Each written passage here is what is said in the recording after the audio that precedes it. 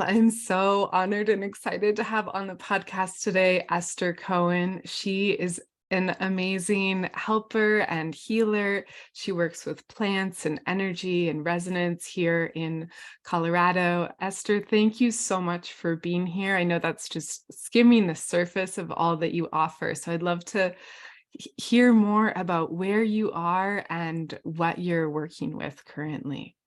Oh, thank you, Sarah. It's a pleasure and honor to be here. And my work is called the Alchemy of Nourishment.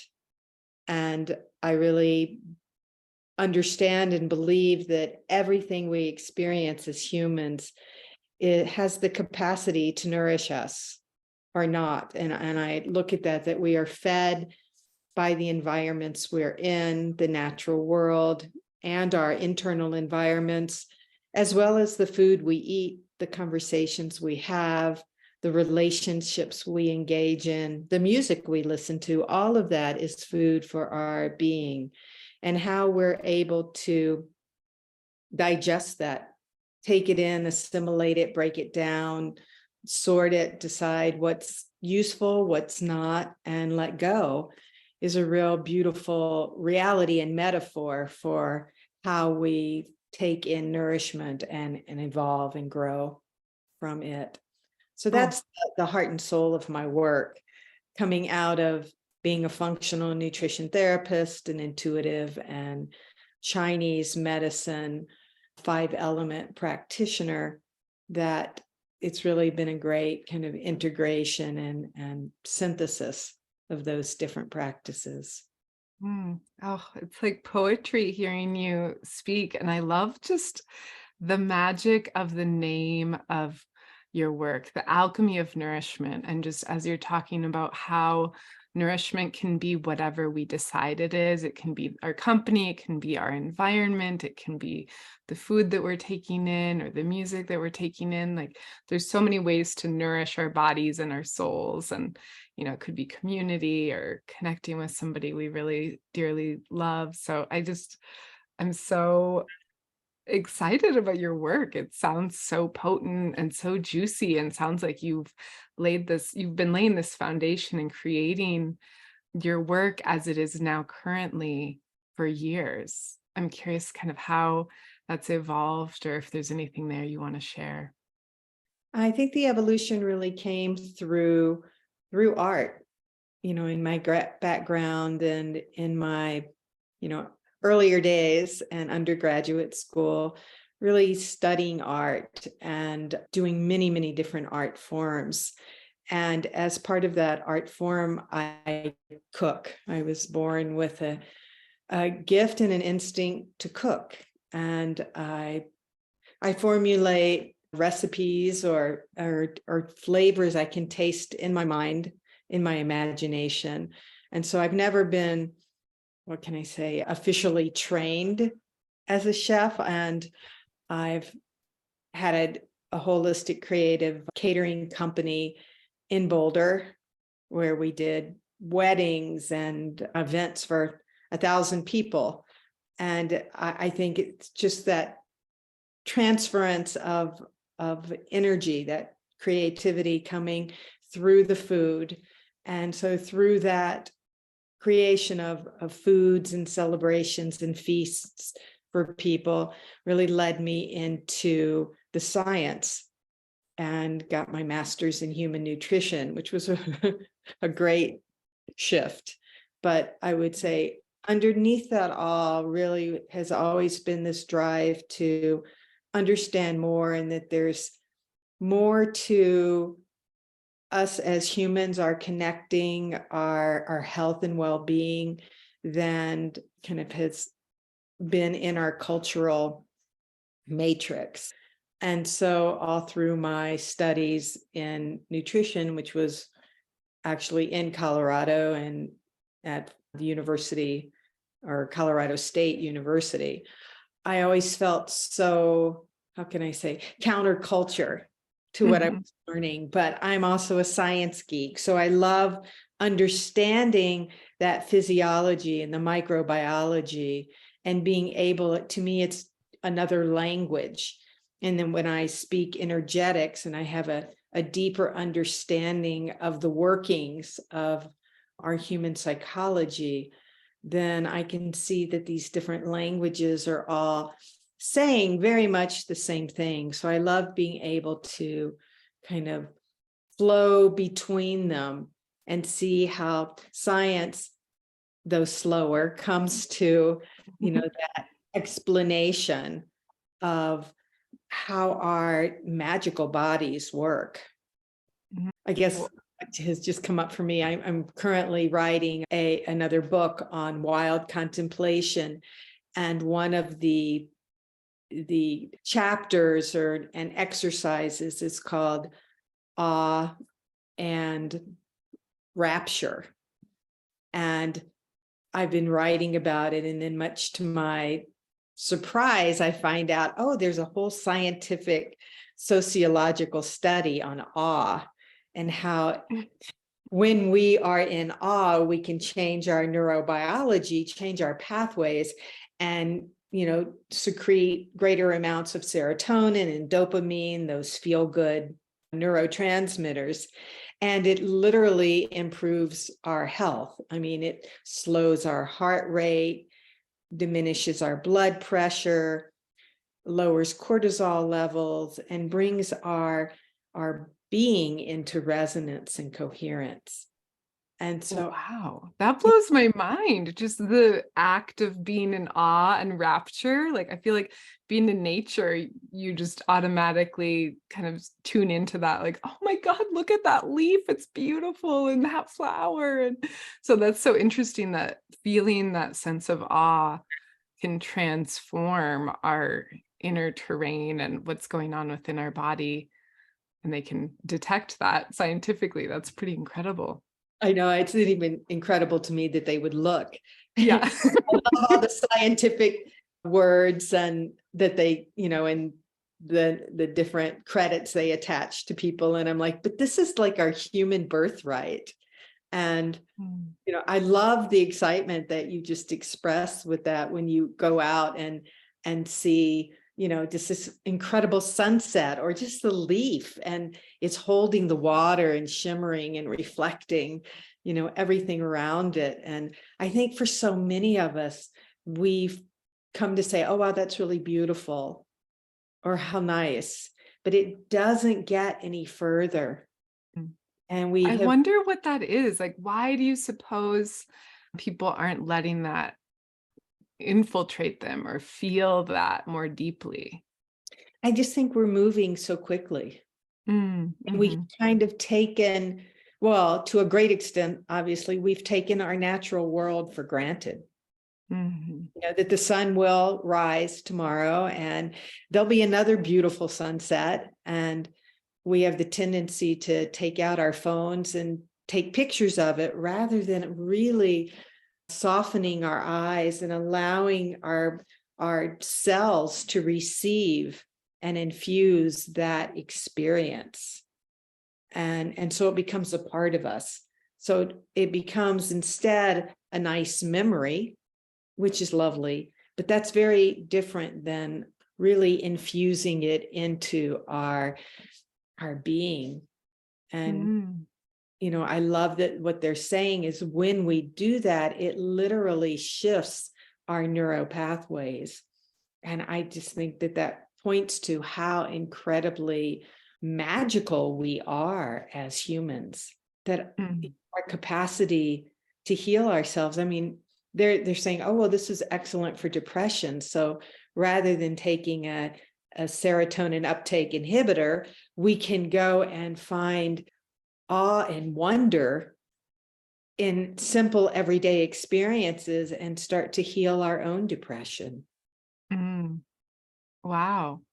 Yeah, it makes me, as you say that, it makes me think of learning to draw or learning to paint. It like transforms your ability to perceive and helps you to shift the way that you look at objects, and you start to really, I don't know, just drawing something creates this sense of like awe, like, oh my, whatever it is, like just drawing for me anyway fills me with this sense of just deep love for whatever I'm drawing.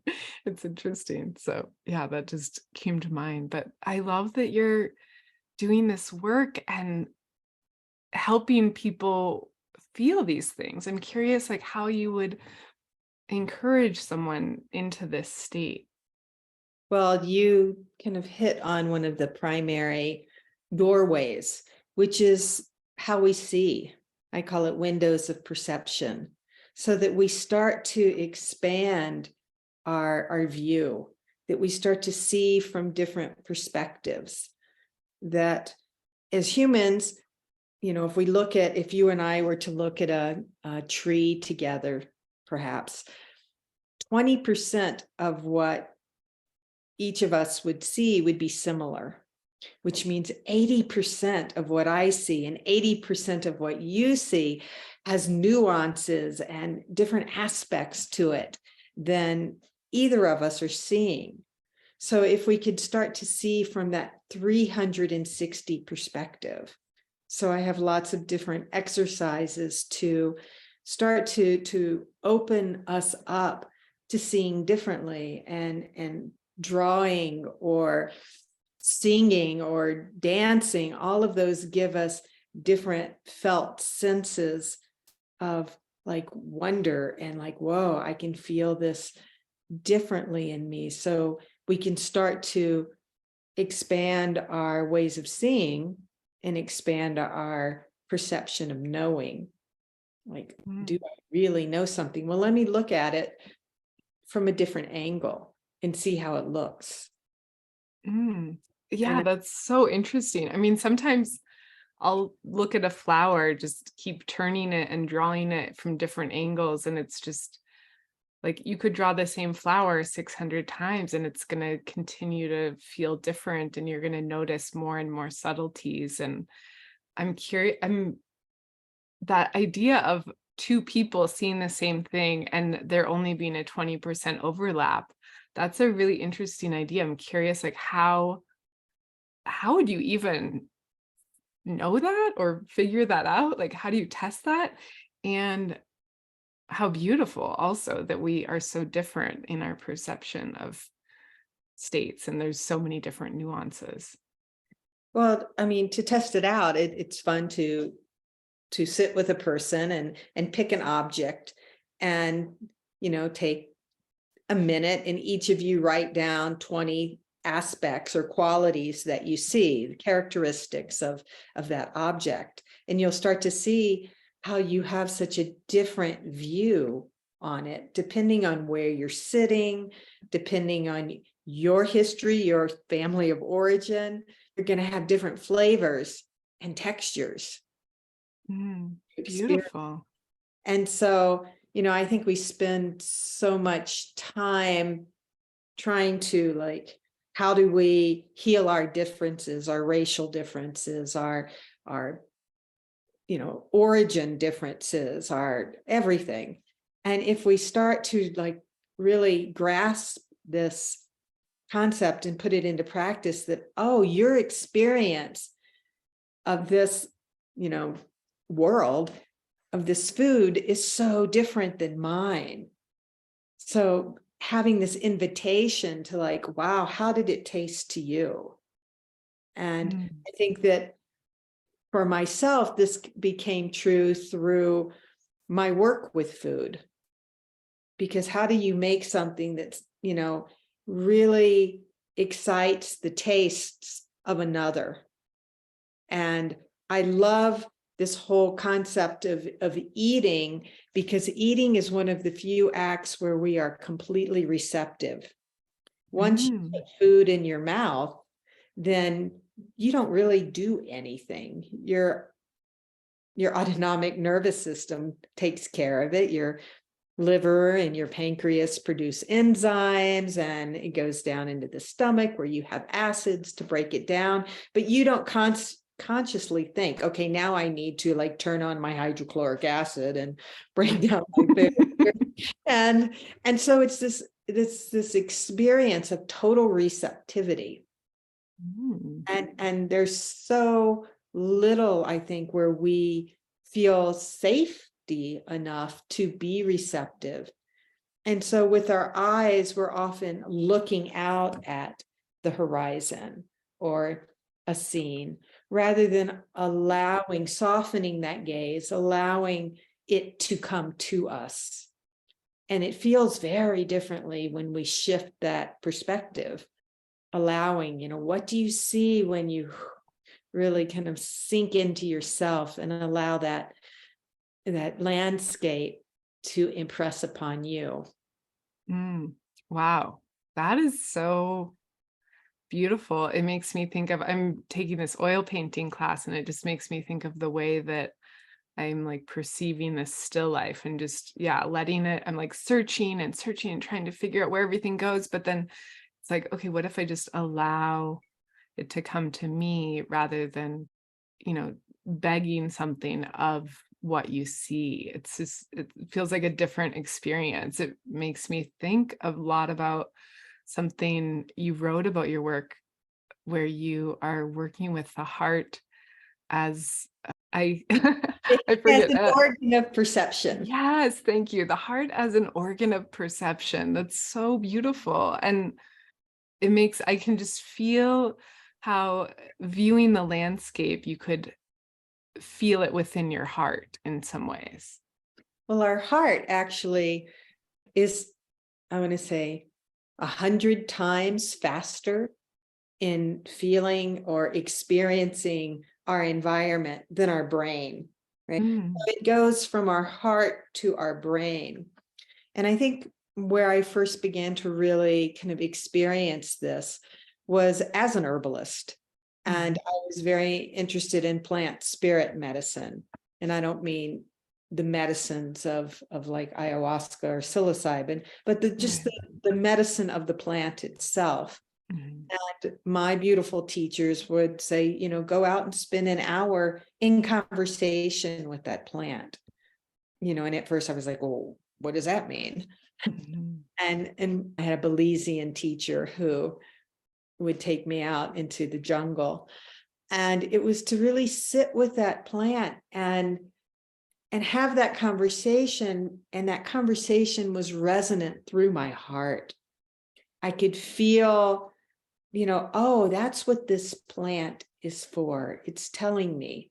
And then it would say, well, taste me or touch me, and come into this perceptive conversation that wasn't through my mind, because my mind would interfere and go, oh, I think I know what that plant is. And I think I know what that's good for. And it was really incredibly eye-opening in my practice. I had a friend who was going through a traumatic experience in her life, and I was not what I would call an herbalist in those days. And I had lemon balm in my garden. And the next thing I knew, I grew up in the South with the Allman Brothers, and I was singing the song Sweet Melissa in my mind. I had no idea that it was called Melissa. And I had that song just felt so like good. And it made me feel, in myself and happy. And I said, why don't you try doing some lemon balm, teacher? And then I later went and looked it up, and I was like, oh my God. And that information, had I thought about it through my head, I never would have gotten there. So over the years, really knowing that the heart resonance, the feel of our heart, and this, once again, science has brought to kind of confirmation with the heart math study. And that's where that vibrational resonance of the heart is much greater than our mental. That once we pick it up in the field of our heart, before we turn it into, I'm going to say, a feeling, we have an emotion, which can be very quick. You might cry, you might laugh, it's going to, come to you as an experience. And then it goes up to the mind, and our mind says, oh, sadness. Well, I remember something that was sad as a child, and it becomes then a feeling.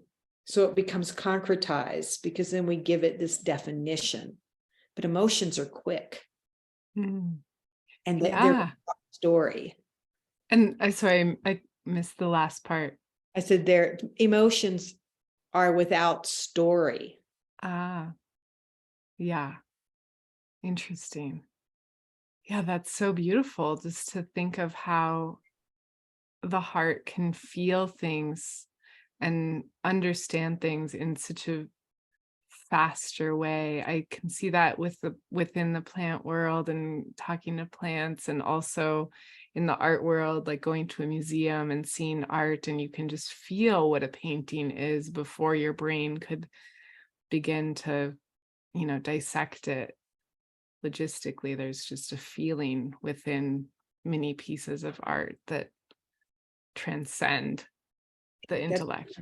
I think that's kind of why we produce art as humans, and the greatest artists, because they didn't intellectually look at the landscape. Van Gogh wasn't consciously thinking. It was so overpowering, Mhm. his sense of resonance with the heart, and then the intuition, which is the gut brain. So those two work so potently together, and then it goes up to our brain so that we can go, oh, that's what that is. That's that field that's down the road. Mhm. That's sunset. But at first we have this impression that really impacts us in a much, how can I say, cleaner way. It's very pure. Mm. Yeah, I'm just loving all the threads of your life and your perception and the way that you're bringing in this idea of resonance and alignment, whether it's through food or plants or spaces or art. Like I can just feel all these different ways of connecting. It's so much about relationship too, with wherever you are and what's around you too. So much about context and connecting, I imagine. Right. So, I mean, ultimately, I like to, I want this whole understanding to serve how we relate to one another, right? So that Mm. we take the time to really feel into each other, Mhm. and give space for understanding, give space for the differences and the nuances that each of us hold, because we're coming to our connection from such a rich background that's diverse. And how can we begin to break the conflict that we is so prevalent in our culture today, and start to approach with greater empathy and compassion, because we can feel into another's situation, though it may not be at all our own. Mm. I think something that really kind of began to show this to me, and like I mentioned earlier, that I'm writing this chapter on awe and wonder, and what that is. And so it's so easy to go to nature and to that sense of connection to the divine with that in mystery. But I realized I had an experience a number of years ago. I grew up in the South, and I was kind of brought up in the football, genre, and yada, yada.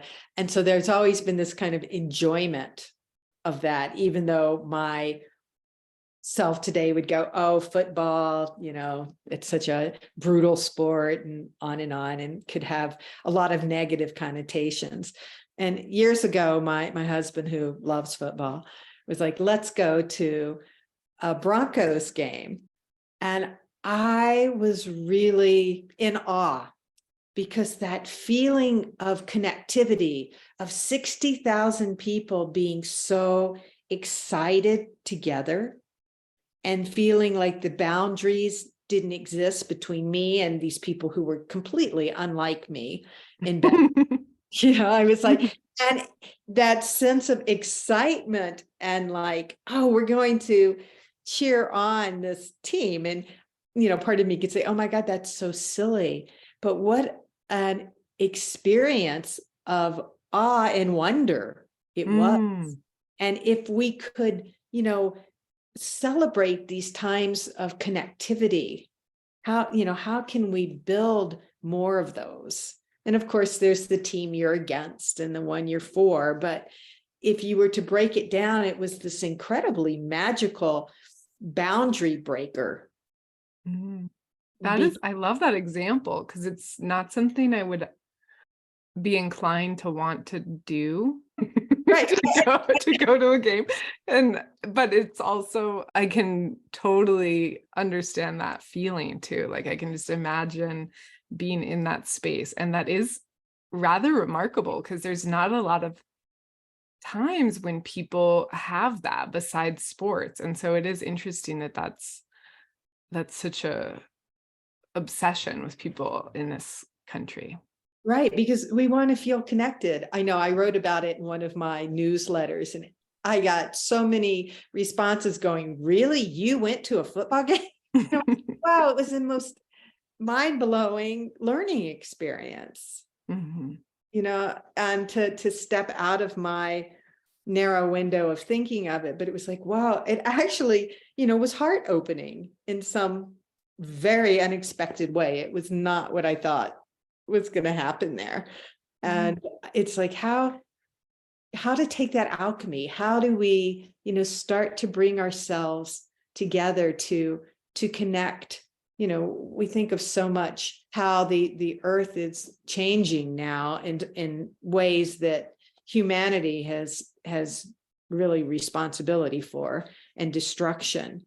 And so how can we, rather than, being so negative towards what we've done and how we've, excavated and taken away from the earth, but how can we get together in this commonality of how can we reconnect, rewild, remember who we are, and start to celebrate that. So that from that place, we can rebuild. Yeah, I love that. And so you're working with people in different ways and helping them kind of come into this alignment, or do you feel like you're doing that through your writing, or it seems like through multiple pursuits, you're kind of creating that container? So currently I'm writing, will be my second book. And I've worked one-on-one for many years. And years ago, I had a school as well. And so recently I went in through my own kind of cave time. I had an animal very, very close to me, a soulmate, who passed away. And it really ignited my own kind of, I don't, know what I'm doing. And I want to take time away. And through that grieving process has really come out where I thought I was going to let go of everything. It's come out like, oh, I really want to bring this into a bigger platform, into a greater audience, that not just one-on-one, but I want to kind of offer these perspectives and this teaching in a greater way. And I've been invited to a couple of conferences in England, actually. Oh, And I've worked with eating disorders and mental illness in the past, and through that workshop that I'll be doing there, I will have the opportunity to, how can we heal, how can we bring agency back into the body? And that's the alchemy of this whole body of work, of wild contemplation, that I'm looking forward to sharing there. And I'm so excited, and it feels so synergistic. They asked if the workshop I could teach would be on gratitude. How beautiful. And so I think that, through that we can come to this self-acceptance and self-love. And through that, then we can start to radiate, create those ripples of, a different seeing, a different consciousness, and being able to have agency and heal ourselves, bring back that healing. And then after that, I'll be still in England, offering this wild contemplation week-long immersion. So we'll Oh. be in the ancient countryside of Northampton, England, and we'll be doing all of this work out in nature, working with the resonance of the land.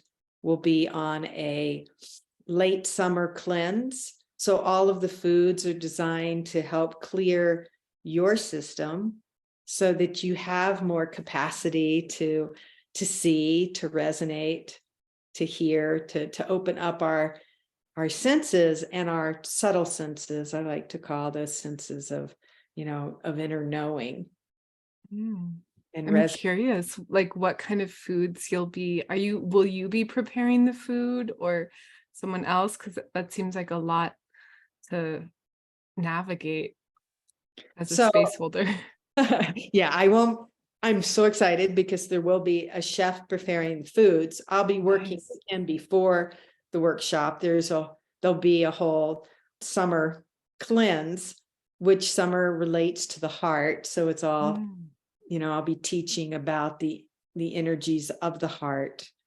And then the foods will be reflecting that summer heat, how to dissipate the heat, foods that really nourish that time of year, and working with the elementals, working with other foods. So there'll be all of my recipes, and he'll be preparing them in the kitchen staff. So people will be, they'll get the book before they go so they can start the cleanse, and then we'll be doing it together 7 days in Northampton.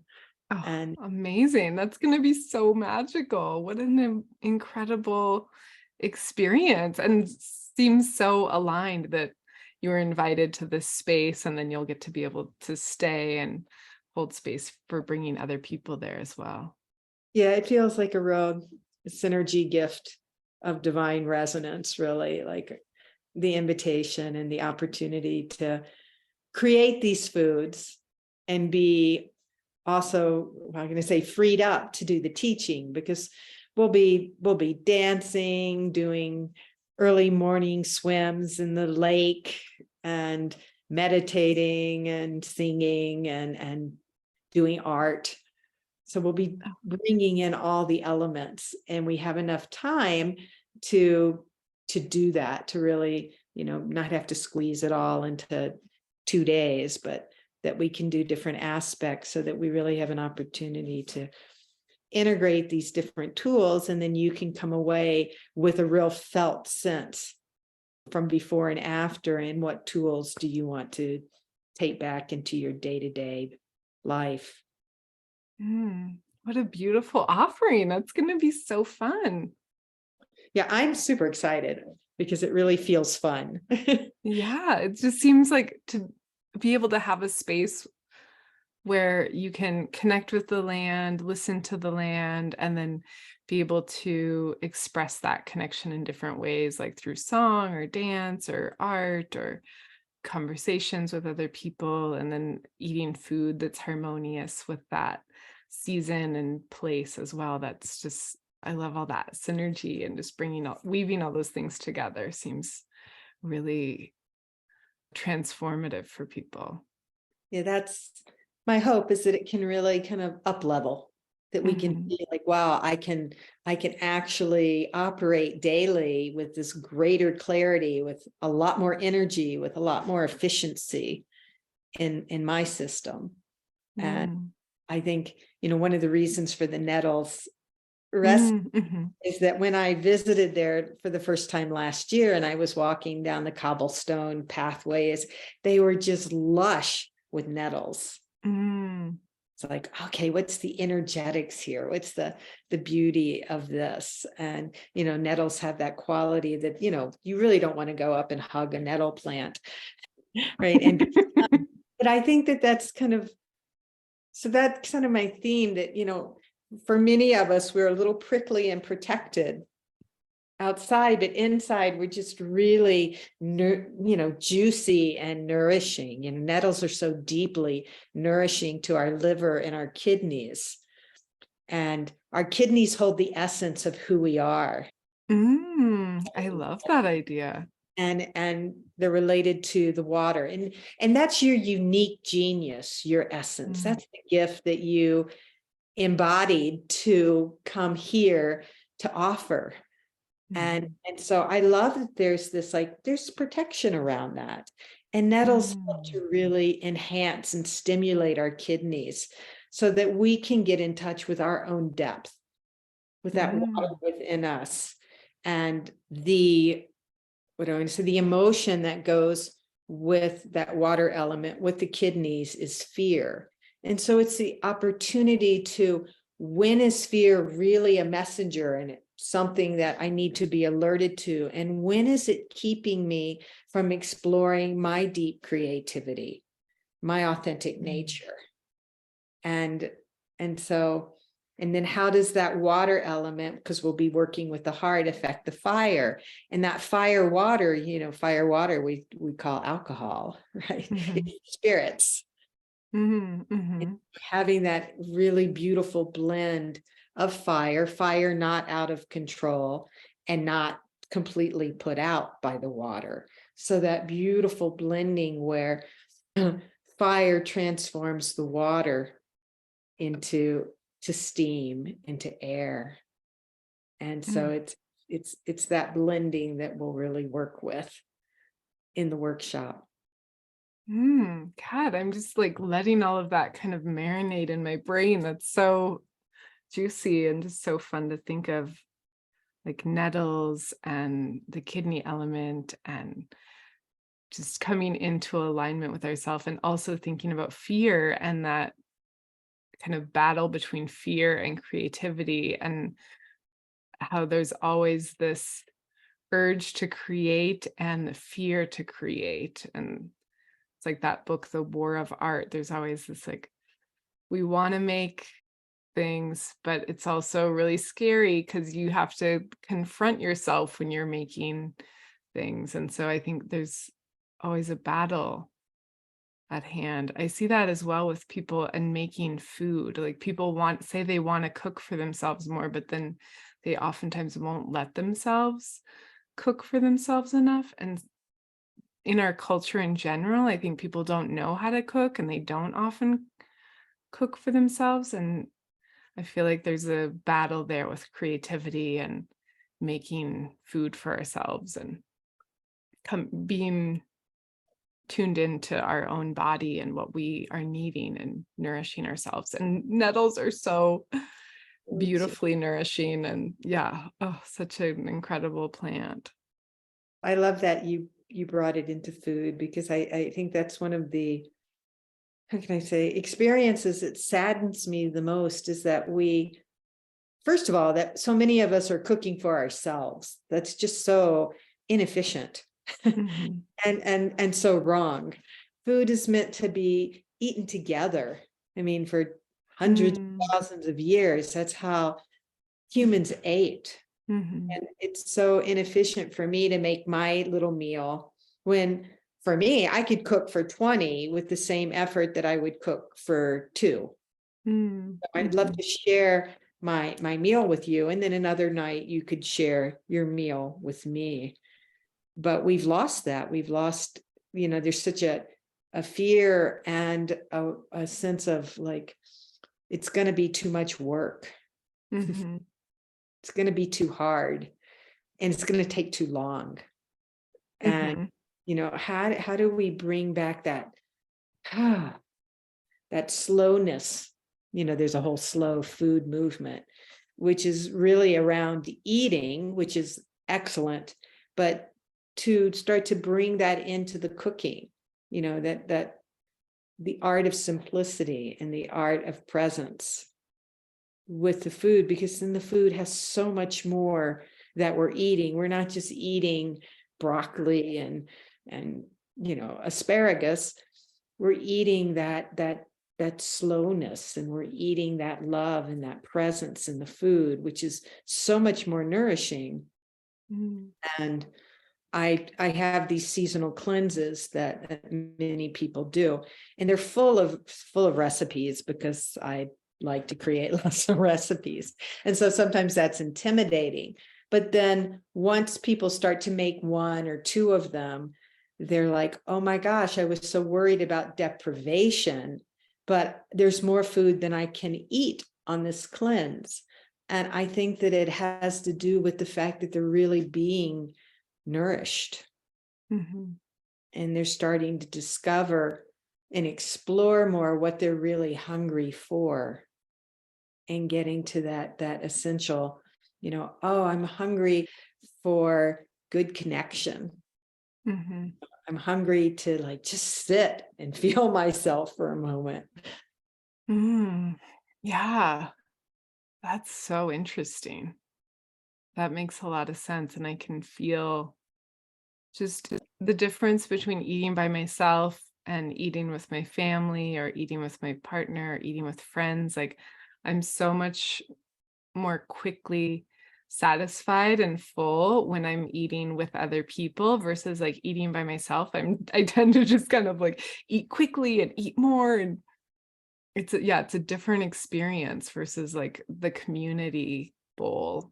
Like sharing food with others is such a different encounter, and it is interesting to think of like what are people truly hungry for and what are they needing within their bodies and their spirits. And I love that your cleanses are just really replenishing people in that really tactile way. That's so interesting. Right. It's really, I've always struggled with the word cleanse. Yeah, I do struggle with it too. So I'm curious, like, if you want to explain that a little bit more or Sure. dive into that more. So I always felt like, well, why do we need to cleanse? We're kind of, designed. The liver is always detoxifying, and we're always moving through this digestive process. And I really came to understand, well, one, we don't eat real well. We have a lot of congestion and stagnation in the body, both physically and emotionally. Oops, it froze. And we don't Oh, fully digest them. sorry, it froze up for just 1 second. Will Sure. you repeat what you just said? The body holds, we're not processing emotionally or physically, or Right. detoxing emotionally and physically properly. Sorry. Right. Our world's become so much more complex that we're not efficiently or properly digesting not just our foods but our experiences. And that's what trauma is. It's that experience, that insult to the body that never gets fully digested and released, so it becomes held within the tissues. It's held in the memory. The body holds as an energetic constraint. It doesn't actually hold story. It's our amygdala and that holds the memory, right? And so actually it's important to start to change our eating habit, or to change our day-to-day doing, so that the body has time. I like to say it's a bit of a vacation for our organs, right? So that they're not constantly at the same activity level as we are day to day. So the cleanse is an invitation to clear out a lot of these foods that can typically cause inflammation, or people have unknown allergies to or intolerances of, and remove them so that you can start to see what happens and feel differently, especially today, because we eat so many unseen or unknown additives in our food. It's from the glyphosates that are in our agriculture system to colorings, and all of these are neurotoxins. They really excite our brain. But I mean, we take our cars, I love this, we take our cars to get new filters, to get the oil changed, 2 times a year, something like that. But we don't think that our bodies are, and not that they're mechanical, but it's such a relaxation and such a stillness opportunity for the body. And so these cleanses enhance, depending on the time of year, those organs that resonate with that time of year. So right now in the spring cleanse, it's the liver and gallbladder. Mm. And so we're enhancing the liver's work as detoxification naturally. We're enhancing that process. And the liver, the emotion with the liver is anger. And so that means that's a lot of emotion that we hold in. And we've been taught, especially as women, that you don't get angry. Anger goes into the gallbladder and gets real acidic, turns to bile, and we're frustrated. And sometimes we don't know what we're frustrated about. And so when we do these cleanses, it's an opportunity to take some of the excess off of the system so we can start to clear out, even if it's just going outside and yelling, not at anything specific, but moving that energy, or dancing really hard and moving it out of our joints, out of our fascia, and being able to feel this sense of recalibration, reintegration within our body, so we don't have all this residue. And it's really quite amazing. I've had people come to me who said they were suicidal and super depressed, and maybe they needed hormonal replacement therapy. They were feeling like they were premenopausal and not able to think well, sleeping terribly. And I'm like, well, wait, let's approach it a different way. And 2 weeks later, the same person walked in and said, oh my God, my life is back. Amazing. And such a simple, honest process. And she's like, well, I don't really cook. Can you? And so we design it so it can work for you. Mm-hmm. But, some of the things are, well, you've got to sit down for 15 minutes and eat this meal without distraction. So those are some of the, more difficult guidelines, I would say. Oh, I love that you're doing this work, Esther. It's so powerful. And I also want to honor your time. I'm curious, like, how can people work with you, and any last little bits about your upcoming retreats that are happening if people are able to join? So the best way is through the Alchemy of Nourishment.com. That's my website. And Dakota, my wonderful assistant. Oh, she's wonderful. Yeah, she was on the podcast a couple of years ago. I love Dakota. Yeah. And she can help direct you. And so we have a number of offerings. We have these overseas, and then in the fall, we'll be doing wild contemplation on the river, doing a 6-day river trip in Utah. Oh, cool. So my desire is to really get us out of our normal situations and get into nature and have that opportunity to feel your resonance in nature and connect to your wanting, your desires and needs. We do these cleanses 4 times a year. So they're in relationship to the seasons. And those you can do on your own, with the book, and then always open for questions. And that's the best way to get in touch with us right now. Amazing. I love that. Yeah, I will definitely direct people to your website and to your beautiful Instagram and your book. And I love all the offerings that you're creating and all the work that you're doing to support people.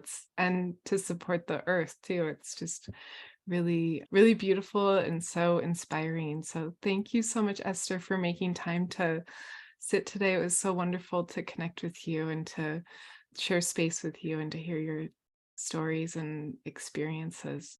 And thank you. It's an honor to be here and to get to share. And I really love getting the word out that, that magic can happen, and it's not such a difficult process. Yeah, it's so true. I love that you're making it so doable for people. It's really beautiful. Well, thank you. And good luck with your art projects. It's so exciting. There's nothing Oh, like getting immersed in the studio and losing track of time and place, and just allowing that creative expression to move through you. It's a gift.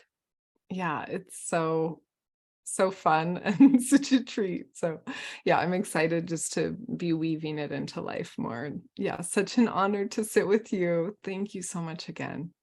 Thank you. Have a Yeah. beautiful afternoon. Thank you.